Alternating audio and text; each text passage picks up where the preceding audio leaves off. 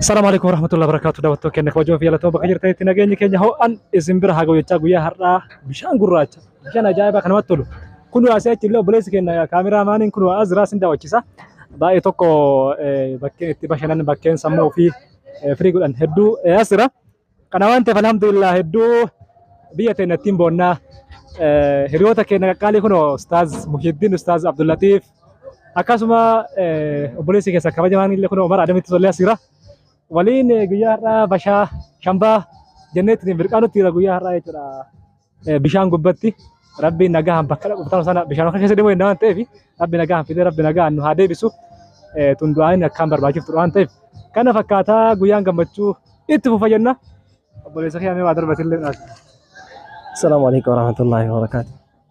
ما شاء الله. والله دبتشو الأفيلي يروق عليه فانا ما تيجو وان خاصة جيتشو نساء كان دندام. Guyyaa irraa kan ittiin argamnu naannoo Sidaamaa magaalaa Hawaasaa bishaan Habaas keessatti argamna.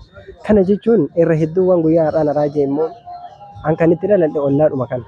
Ollaadha uummata yeroo jalqabaatiif wal dhabaa turan jechuun isaanii yaadatama. Garuu yeroodhaaf araaramanii uummanni nagaan isaanii erga bu'e illee anis dhufeen daawwanne isheenis natti dhimma jedhaatu waan jidduma kanatti deema. Oromiyaa keessa deemuu fi maal jechuu malee garuu ollaa kootti quban qabuun ture. Kata abboo yoo tokko guruu baadhee immoo daarii sanii bishaan loon obaasaa gallatee miilaan dhufnee loon obaasnee daaknee dhiqannee waraabnee gallatu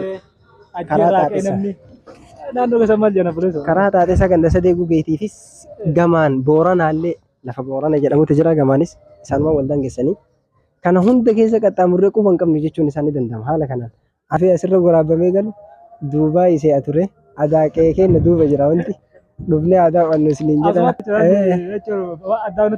Daun kena, kusya kena ada warna off berhalal lalu nak sakit. Assalamualaikum warahmatullahi wabarakatuh. Ayah kan apa kata kalau